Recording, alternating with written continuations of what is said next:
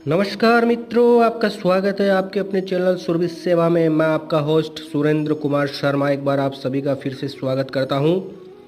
आज हम बात करेंगे गीता के द्वितीय अध्याय सांख्य योग के श्लोक 18, 19, 20 और 21 के बारे में।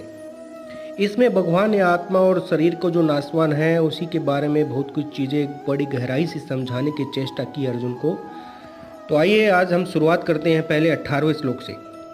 अंतवंत इमे देहा नित्यशोक्तः शरीरिणः अनासीनो अप्रमेयस्य तस्माद्युधस्व भारत। इस नाश रहित अप्रमेय नित्य स्वरूप जीवात्मा के सब शरीर नाशवान कहे गए हैं, इसलिए हे भरतवंशी अर्जुन तू युद्ध कर। अब इसमें दो चीज़ें बहुत ही इम्पोर्टेंट हैं। पहली चीज़ तो ये है कि इसमें इमे देहा और पद अंतवंत कहने का क्या अभिप्राय है। इसमें ये समस्त शरीरों का वाचक है और इस असत की व्याख्या करने के लिए इनको अंतवंत कहा है। अभिप्राय यह है कि अंतःकरण और इंद्रियों के सहित शरीर समस्त शरीर नाशवान है। जैसे स्वप्न के शरीर और समस्त जगत बिना हुए ही प्रतीत होते हैं, वैसे ही ये समस्त शरीर भी बिना हुए ही अज्ञान से प्रतीत हो रहे हैं। वास्तव में इनकी सत्ता नहीं है, इसलिए इसका नाश होना अवश्यंभावी है। अतएव इनके लिए शोक करना व्यर्थ ही है। दूसरा, इसमें भगवान ने एक बात और बताई है कि शरीरिणी ही, यह किसका वाचक है। पूर्व श्लोक में जिस सत्य तत्व से समस्त जड़ वर्ग को व्याप्त बतलाया गया था, उसी तत्व का वाचक यहाँ शरीरिणी पद है तथा इन तीनों विशेषणों का प्रयोग उस सत्य तत्व के साथ उसकी एकता करने के लिए किया गया है एवं इसे शरीरी कहकर तथा शरीर के साथ इसका संबंध दिखलाकर आत्मा और परमात्मा की एकता का प्रतिपादन किया गया है। अभिप्राय यह है कि व्यवहारिक दृष्टि से जो भिन्न भिन्न शरीरों को धारण करने वाले, उनसे संबंध रखने वाले भिन्न भिन्न आत्मा प्रतीत होती हैं, वे वस्तुतः भिन्न भिन्न नहीं है। सब एक ही चेतन तत्व है। जैसे निद्रा के समय स्वप्न की सृष्टि में एक पुरुष के सिवा कोई वस्तु नहीं होती, स्वप्न का समस्त नानात्व निद्रा जनित होता है। जागने के बाद पुरुष एक ही रह जाता है, वैसे ही यहाँ भी समस्त नानात्व अज्ञान जनित है। ज्ञान के अनंतर कोई नानात्व नहीं रहता। अब 19वें श्लोक में भगवान बोल रहे हैं ये एनम वेति हंतारम यश्चेनम मन्यते हतम उभो तो न विजानीतो नायम हंति न हन्यते। जो इस आत्मा को मारने वाला समझता है तथा जो इसको मरा मानता है, वे दोनों ही नहीं जानते, क्योंकि यह आत्मा वास्तव में न तो किसी को मारता है और न किसी के द्वारा मारा जाता है। अब इसमें जो बात बताई है उसको मैं विस्तृत रूप से समझा देता हूँ कि स्थूल शरीर से सूक्ष्म शरीर के वियोग को मरना कहते हैं।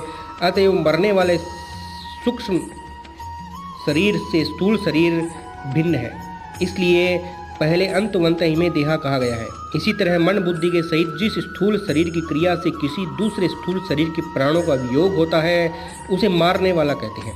अतः मारने वाला भी शरीर ही है, आत्मा नहीं है। किंतु शरीर के धर्मों को अपने में अध्यारोपित करके अज्ञानी लोग आत्मा को मारने वाला यानी कर्ता मान लेते हैं और इसलिए उनको उन कर्मों का फल भोगना पड़ता है।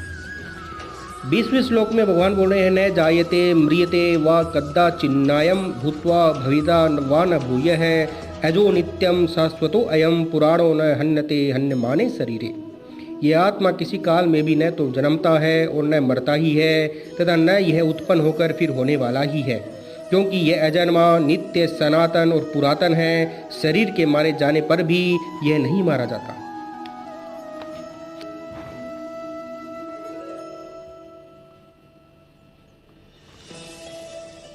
अब 21वें श्लोक में भगवान बोल रहे हैं कि वेदा विनाशिनम नित्यम येन मव्ययम कथम सह पुरुषः पार्थ कम घातयति हंतिकम।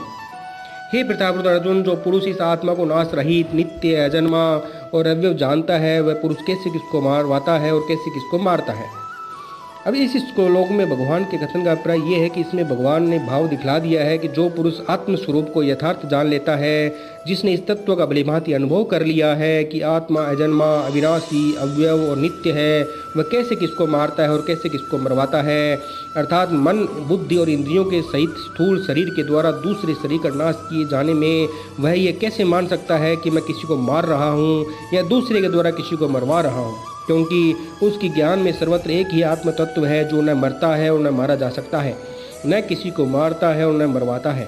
अतएव यह मरना, मारना और मरवाना आदि सब कुछ अज्ञान से ही आत्मा में अध्यारोपित है, वास्तव में नहीं है।